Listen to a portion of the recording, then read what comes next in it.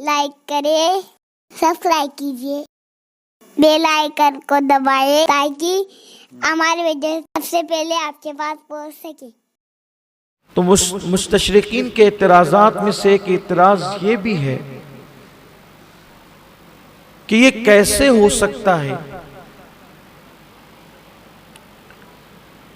कि कोई आसमानों पर जाए और वापस आए। आसमानों पर जाकर कोई वापस कैसे आ सकता है? इसलिए कि वो भी जिंदा कोई इंसान जाए, क्योंकि जैसे जैसे ऊपर जाता है इंसान तो वैसे वैसे ऑक्सीजन कम होती जाती है। ऑक्सीजन नहीं होगी तो आदमी सांस कैसे लेगा? वो जिंदा कैसे वापस आ सकता है? इसी को मौजज़ा कहते हैं। मौजज़ा इसी को कहते हैं कि जहां अक्ल इंसानी आजिज हो जाए। तो जब उनकी तरफ से यह एतराज हुआ कि कोई जाके वापस कैसे आ सकता है, तो हमारी तरफ से जवाब देने वालों में कुछ लोगों ने माजरत खाना रवैया इख्तियार किया, क्योंकि कुछ लोगों की इल्मी हैसियत उतनी नहीं होती कि वो बातिल को दंदा शिकन जवाब दे सके, तो वो लोग माजरत खाना रवैया इख्तियार करते हैं और फिर वो कहते हैं कि नहीं, इसका मतलब ये नहीं और उसका मतलब ये नहीं और उसका मतलब ये, यानी तोड़ मड़ोड़ कर बातें पेश करने लगते हैं। मिसाल के तौर पर जब ये बात आई कि कोई, एक तो ये कि रातों रात कोई जा कैसे सकता है मस्जिद अक्सा तक, फिर आसमानों पर, फिर जन्नत की सैर, दोज़ख का मुशाहिदा और फिर वापस आए, तो फिर हदीस ये है कि जंजीर भी हिल रही थी, बिस्तर भी गर्म था और जो गुस्ल या वुजू किया था उसका पानी अभी भी बह रहा था। तब लोगों ने उसका मतलब ये कि भाई चलो, एतराज अब काफिरों की तरफ से, मुशरिकीन की तरफ से, मुस्तशरिकीन की तरफ से हुआ, तो उन्होंने एक शोशा छोड़ दिया जवाब देने के लिए कि ये वाकया ख्वाब में हुआ। और उसके बाद फिर ख्वाब में ये वाकया हुआ, फिर उसकी दलील भी पेश करनी शुरू की। अब उसकी दलीलें जो पेश की है वो ये है, सबसे बड़ी दलील जो वाक़े मेराज को ख्वाब में साबित करते हैं। सर सैयद ने भी अपने मकाले में इसका जिक्र किया, और भी जो लोग, इसलिए कि सर सैयद ने तो जवाब देने के लिए ये बात कह दी कि ख्वाब में ये मामला हुआ, उनकी अपनी फिक्र के मुताबिक उन्होंने जवाब दिया। लेकिन एक तबका ऐसा भी है कि जो अल्लाह के रसूल सल्लल्लाहु अलैहि वसल्लम के फजाइल मनाकिब को बर्दाश्त ही नहीं करता। जहां मुस्तफा जान रहमत के फजाइल आप पढ़े, फौरी तौर पर वो कहीं ना कहीं घटाने की कोशिश करेगा, खुदा जाने क्या मामला है। तो लोगों ने कहा नहीं, ये वाकया ख्वाब में हुआ, हकीकत का वाकया नहीं है। और बड़ी दलील उनकी जो है वो ये है कि उम्मुल मोमिनीन हज़रत आयशा सिद्दीक़ा रज़ी अल्लाह ताला अन्हा फरमाती हैं कि अल्लाह के रसूल सल्लल्लाहु अलैहि वसल्लम का बिस्तर मुबारक मेरे जिस्म से अभी गुम भी नहीं हुआ था, यानी हुजूर का जिस्म अक़दस मेरे बिस्तर पर ही था कि हुजूर को मेराज हो गई। ये दलील है सबसे बड़ी। फिर एक रिवायत उम्मुल मोमिनीन की ये भी है कि जो ये कहता है कि अल्लाह के रसूल अलैहि सलाम ने मेराज में अल्लाह का दीदार किया, वो झूठ बोलता है। इसलिए हुजूर अलैहिस्सलाम का बिस्तर मेरे बिस्तर से गुम होना था ही नहीं, वो तो मेरे बिस्तर ही पर थे और उनको मेराज हो गई। तो अब जब हुजूर की बीवी, हुजूर की ज़ौजा उम्मुल मोमिनीन कह रही हैं, तो मानने में क्या जाता है? इसका मतलब यही है कि हुजूर को मेराज ख्वाब में हुई, बिस्तर पे सो रहे थे, मेराज हुई। असल बात यह है, या तो इल्म की किल्लत है, या इल्म होने के बाद भी तजाहुल आरफाना से काम लिया जाता है कि हुजूर की अजमत को घटाएं या हुजूर अलैहिस्सलाम को एक आम इंसान की तरह पेश करें। एक बात अच्छी तरह याद रखें अहले सुन्नत ने कभी ये नहीं कहा कि हुजूर अकरम सल्लल्लाहु अलैहि वसल्लम को एक मर्तबा मेराज हुई। अहले सुन्नत का 1450 साल से जो भी किताबें चली आ रही है, कहीं ना कहीं किसी न किसी एतबार से इशारों के अंदर या सराहतन ये बात कही जाती है कि हुजूर अलैहिस्सलाम को मेराज एक मर्तबा नहीं हुई, बल्कि अल्लाह के रसूल सल्लल्लाहु अलैहि वसल्लम को मेराज 34 मर्तबा हुई। अल्लाह के रसूल सल्लल्लाहु अलैहि वसल्लम को मेराज 34 मर्तबा हुई, 33 मर्तबा ख्वाब में हुई और एक मर्तबा जिस्म और रूह के साथ आलम बेदारी में हुई। और यही मेराज जो हम 27वीं शब को मनाते हैं, ये मेराज है आलम बेदारी की मेराज है जो जिस्म और रूह के साथ हुई है। और ये जो मेराज है, आपने कल भी समाप्त किया कि हिजरत से पहले की मेराज है। ये मेराज जो जिस्म और रूह के साथ हम शबे मेराज मनाते हैं, ये हिजरत से पहले की मेराज है। और सारे सीरत निगारों का इस बात पर इत्तेफाक है कि उम्मुल मोमिनीन अम्मा आयशा सिद्दीक़ा रज़ियल्लाहु ताला अन्हा हिजरत के बाद हुजूर के घर में आई, हिजरत से पहले वो हुजूर के घर में आई ही नहीं थी। तो उम्मुल मोमिनीन जिस मेराज का जिक्र कर रही है, वो ये शबे मेराज वाली 27वीं रजब की मेराज का जिक्र नहीं कर रही है, बल्कि वो ख्वाब वाली मेराज का जिक्र कर रही है। वो और जो 33 मेराज है उनमें से किसी एक मेराज का जिक्र कर रही है। उम्मुल मोमिनीन इस मेराज का जिक्र नहीं कर रही जिसका जिक्र ये कुरान में आया है। इसलिए कि उम्मुल मोमिनीन कहते मेरे बिस्तर पे हुजूर सो रहे थे, तो उस वक्त तो उम्मुल मोमिनीन हुजूर के घर ही में नहीं थी, तो ये बात तो उस वक्त की है भी नहीं, है तो उससे पहले की बात है। पहली चीज। दूसरी चीज ये है कि अगर ये बात ख्वाब की थी तो फिर मक्के में इतना हंगामा क्यों था? इसलिए कि ये तो हुजूर का ख्वाब है। अगर कोई औरत भी ख्वाब बयान कर देती कि मैंने ख्वाब में देखा कि मैं मक्के से मस्जिद अक्सा गई, कोई और आम इंसान भी बयान कर देता कि मैं मक्के से मस्जिद अक्सा गया, अभी भी लोग आज भी 1450 साल बीत गए, शराबी, कबाबी, जुआरी, बेनमाजी, कोई हमको आकर के कहता है कि रात मैंने देखा कि मैं हज कर रहा हूं, कोई झगड़ा होता उस पर? आप मुझे बताएं, कोई झगड़ा होता उस पर? है आप कैसे चले गए हज के लिए? हज का तो मौसम ही नहीं है। आप हज के लिए गए कैसे? आप मक्का पहुंचे कैसे? जब आम इंसान अगर ख्वाब में मालेगांव से मक्का चला जाए और उसके बाद आए, ख्वाब ही ख्वाब में आ जाए और फजर की नमाज का टाइम हो रहा हो, तो कोई नहीं कहता कि तू झूठा है, कोई कहता है? तो हुजूर अलैहिस्सलाम अगर ख्वाब में गए थे मेराज पर और जब वापस आकर के बताया, तो फिर झगड़ा क्यों हुआ?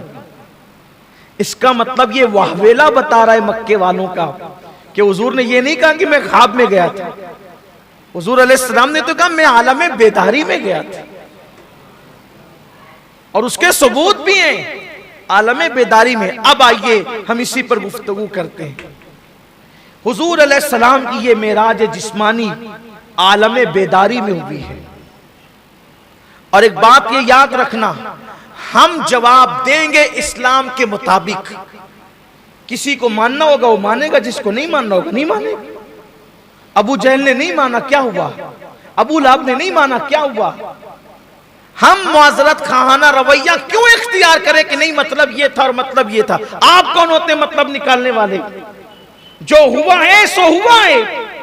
मिसाल के तौर पर अगर कोई कहते हैं चांद के टुकड़े कैसे हो सकते, तो तेरे अकीदे में नहीं हो सकते, तो नहीं हो सकते। हमारे अकीदे में एक चांद के टुकड़े करना ये मेरे नबी के लिए मामूली बात है। वल्लाह अगर वो करना चाहे तो वो आसमान के भी टुकड़े कर सकते हैं,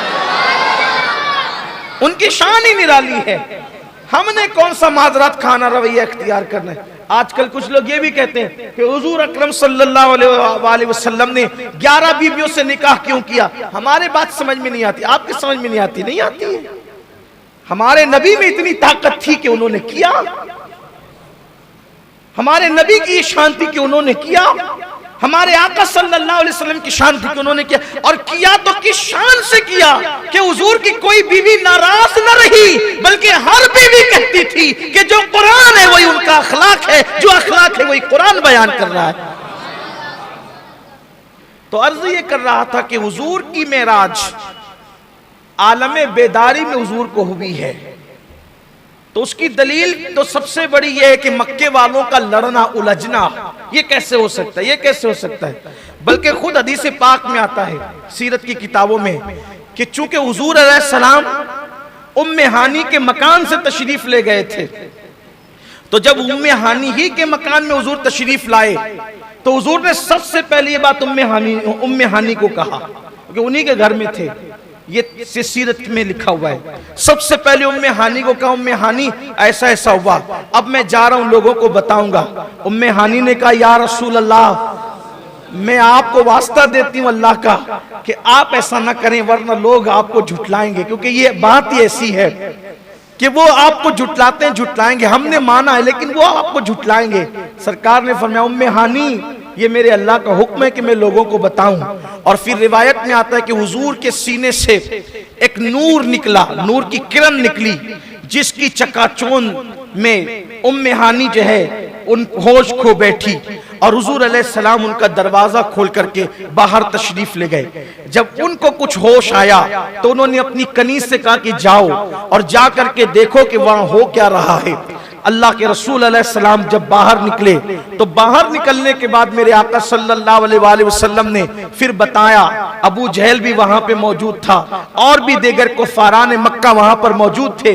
अल्लाह के रसूल अलैहिस्सलाम ने फरमाया कि मैं रात के थोड़े से हिस्से में मस्जिद हराम से मस्जिद अक्सा तक गया, हालांकि उन सब लोगों को पता था कि अभी तक अल्लाह के रसूल अलैहिस्सलाम मस्जिद अक्सा तशरीफ नहीं ले गए, कभी नहीं गए मस्जिद अक्सा। जब अल्लाह के रसूल अलैहिस्सलाम ने फरमाया कि मैं मस्जिद अक्सा गया, अच्छा हुजूर अलैहिस्सलाम ने इतनी बात की उनके सामने, आगे की बात नहीं की। और फिर मैं वहां से वापस आया तो जंजीर भी हिल रही थी, बिस्तर भी गर्म था और पानी भी बह रहा था। इतनी जल्दी में वापस आया, अब उसी पे अबू जहल उछल कूद करने लगा, ये कैसे हो सकता है, ये कैसे हो सकता है। और फिर उसको मौका मिला कि ये बात जो है सबसे पहले मैं किसको बताऊं वर्गलाने के लिए, तो कहा कि ये जो हर बात में इनकी तस्दीक करता है, पहले ईमान लाता है, इन्हीं की बातें करता है, इनसे इश्क के मामले में मक्के वालों में बेमिसाल है। सीधा चला अबू बकर सिद्दीक के घर पे, अभी अबू बकर ही कहलाते थे या अबू बकर इब्ने अबू कुहाफा कहलाते थे। जब गया, जाकर के दरवाजे पे दस्तक दी, सुबह सुबह सिद्दीक अकबर बाहर आए। आने के बाद जो है अल्लाह अकबर, उसने कहा देखो कोई ये कहे कि मैं मक्के से अक्सा गया, वापस आया, जंजीर हिल रही थी, बिस्तर गर्म था, क्या ये मानने की बात है? लेकिन मेरे आका सिद्दीक अकबर ने कहा मगर ये तो बता, ये कहता कौन है, ये बात कहता कौन है, ये बता। अल्लाह अकबर का वही तुम्हारा दोस्त मोहम्मद इस तरह की बात करते हैं। मेरे आका सिद्दीक अकबर ने फरमाया मेरे माँ बाप उन पे कुर्बान, मेरी जान उन पे कुर्बान, फरमाते वल्लाह ये जो बात करते हैं अगर इससे बड़ी बात भी वो कह दे मैं उसकी तस्दीक करने के लिए तैयार। सिद्दीक अकबर आ गए, वो मक्के के अंदर, वो वहां पर सब लोग मताफ के अंदर जमा थे और हतीम के पास हुजूर यही कह रहे थे। अबू जहल, सिद्दीक अकबर रदी अल्लाह ताला और अबू जहल वहां पर वापस आए। तब मक्के वालों ने कहा कि अब तक जो आप बातें कहते थे कुछ समझ में आ सकती थी, ये बात आपने ऐसी कही, अब हम इसको नहीं मानेंगे। हुजूर फिर सिद्दीक अकबर का सदकता या रसूल अल्लाह। लेकिन उन लोगों ने कहा हम आपका इम्तिहान लेते हैं। देखो अगर ये बात खाप की होगी, इस तरह का कोई इम्तिहान वाला मामला नहीं होगा, हम आपका इम्तिहान लेते हैं। ये बताओ मस्जिद अक्सा गए, हाँ, खिड़कियां कितनी हैं उसके, मस्जिद अक्सा की खिड़कियां कितनी हैं, दरवाजे कितने हैं, जीने कितने हैं, दीवारें कितनी हैं। आपको सच बताऊं, अल्लाह के घर में कहता हूं, शुक्र के तौर पे संग बुनियाद से लेकर गुंबद के कलश तक इस मस्जिद में मैं आपके साथ शामिल हूं। सही, इस मस्जिद में, लेकिन अल्लाह की कसम मुझे अभी तक नहीं पता कि इस मस्जिद के जीने कितने, मुझे भी नहीं पता। हालांकि बुनियाद से लेकर कलश तक हम सब तामीर कर रहे हैं मस्जिद को, बल्कि मालेगांव में सबसे ज्यादा अगर किसी मस्जिद में मेरी नमाजें होती है तो वो यही मस्जिद है, मस्जिद या रसूल अल्लाह। सबसे ज्यादा मेरा आना जाना कितना है, आज इंशाल्लाह मैं गिनूंगा उसको, लेकिन अब तक मुझे नहीं पता। मैं समझता हूं कि बरसों बीत गए, इधर का जीना तो पता ही कितना है नहीं मालूम, और इधर तो जल्दी से जाना भी नहीं होता इस तरफ से। जब से मस्जिद तामीर हुई है उसके बाद से लेकर 2 या 3 मरतबा बमुश्किल जाना आना इस तरफ से हुआ होगा, 5-7 बार, इससे ज्यादा नहीं। आप मुझे बताएं, जिस मस्जिद में रोज हम आते हैं, 5 वक्त आते हैं, उस मस्जिद में जीने कितने हमें नहीं पता। और हुजूर पर माज़अल्लाह वो क्या जुल्म कर रहे हैं। हुजूर एक बार गए और वो पूछते हैं कि खिड़कियां कितनी हैं, दरवाजे कितने हैं, जीने कितने हैं। इसका मतलब उनकी जिहालत की इंतहा है। मगर मुस्तफा जान रहमत ये नहीं कहते कि मुझे नहीं मालूम, हुजूर ये नहीं कहते मुझे नहीं मालूम। अल्लाह के रसूल अलैहिस्सलाम फरमाते हैं कि अल्लाह ने मेरे सामने, 2 रिवायतें, अल्लाह ने मेरे सामने बैतुल मुकद्दस को रख दिया, या मक्के से लेकर बैतुल मुकद्दस तक के हिजाबात उठा दिए गए। 2 बातें हैं, 2 बातें। एक तो बैतुल मक़दिस उठाकर लाया गया हुजूर के लिए, हुजूर के लिए बैतुल मुकद्दस उठाकर लाया गया और हुजूर के सामने रख दिया गया। आका फरमाते वो जो जो पूछते जाते थे मैं देख करके बयान करता जाता था। आप कहेंगे वो कैसे लाया जा सकता है? हम कहते कुरान कहता है, जब 700 मन का तख्ते बिल्कीस सुलेमान अलैहिस्सलाम का गुलाम पलक के झपकते उठा के ला के रख सकता है। सुलेमान अलैहिस्सलाम के लिए, सुलेमान अलैहिस्सलाम का गुलाम 700 मन का तख्त जब पलक के झपकते उठा के ला के रख सकता है, सुलेमान के लिए सुलेमान का गुलाम जब पलक के झपकते तख्ते बिल्कीस उठा के ला के रख सकता है, तो मोहम्मदुर रसूलुल्लाह का खुदा मोहम्मदुर रसूलुल्लाह के लिए अगर बैतुल मुकद्दस को उठा के रख दे तो इसमें ताज्जुब की बात क्या है? जब सुलेमान का गुलाम कुछ कर सकता है तो सुलेमान का खुदा क्यों नहीं कर सकता? मस्जिद अक्सा को सामने लाके रखा, वो पूछते जाते थे, हुजूर बताते जाते, जीने इतने हैं, खिड़कियां इतनी हैं, लाजवाब हो गए वो।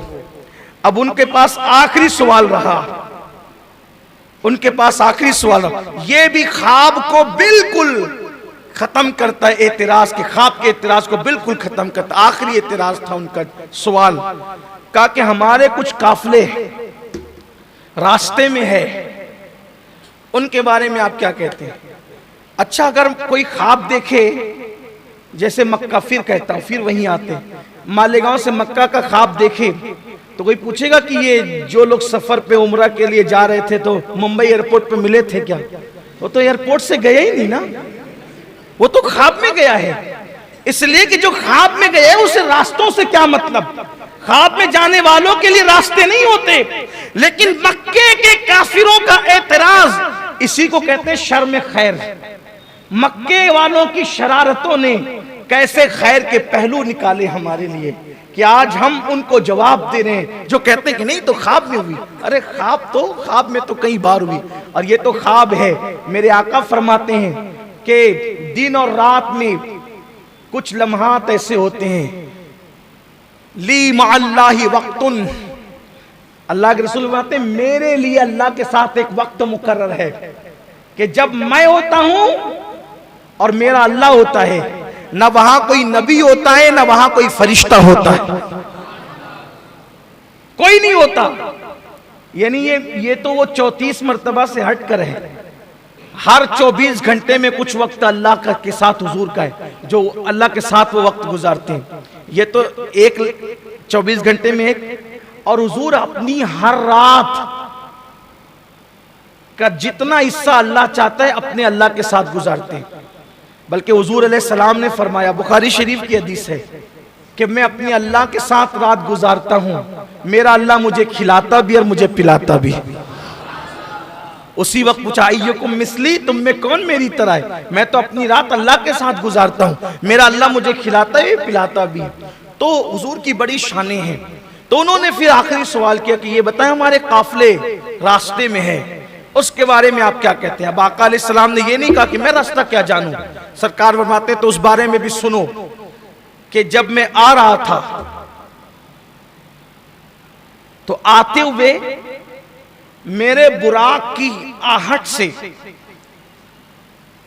उनका ऊंट बिदक गया और वो भाग गया। तो मैंने उन लोगों को बताया भी कि देखो तुम्हारा ऊंट वहां है, और उनके पास पानी था बर्तन में रखा हुआ जिसमें ढक्कन रखा था। मैंने ढक्कन हटा के पानी भी पिया। फिर मैंने चलते हुए उन लोगों को सलाम भी किया। उस दौर में जो भी या उनसे कुछ फरमाया मेरे आका अलैहिस्सलाम ने, तो उन्होंने हुजूर की आवाज भी पहचानी और कहा कि ये तो मोहम्मद की आवाज है, उनसे पूछ लेना। फिर जब मैं आ रहा था तो वो एक फुला कबीले का जो काफिला है उसके ऊंटों पे सफेद रंग की बोरियां रखी हुई है, और वो जो फुला कबीले का काफिला है उसके ऊंट पर एक सफेद बोरी है और एक काली बोरी है। फरमाया वो फुला जो कबीले का काफिला है खाकिस्तरी रंग का, उनका एक ऊंट है जो उनके आगे आगे चल रहा है। सारी तफसील बता दी। अब चूंकि आप जानते हैं ना कि मक्खी हमेशा बैठती,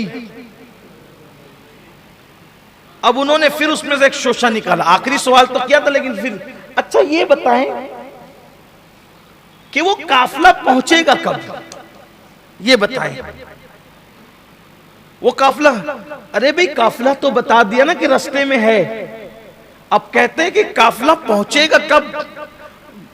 अब बहुत मुमकिन है कि काफिले वाले एक दिन की बजाय 3 दिन किसी जगह पे कयाम कर लेंगे, 3 दिन की बजाय 5 दिन कयाम कर लेंगे, 5 दिन की बजाय 7 दिन कयाम कर लेंगे।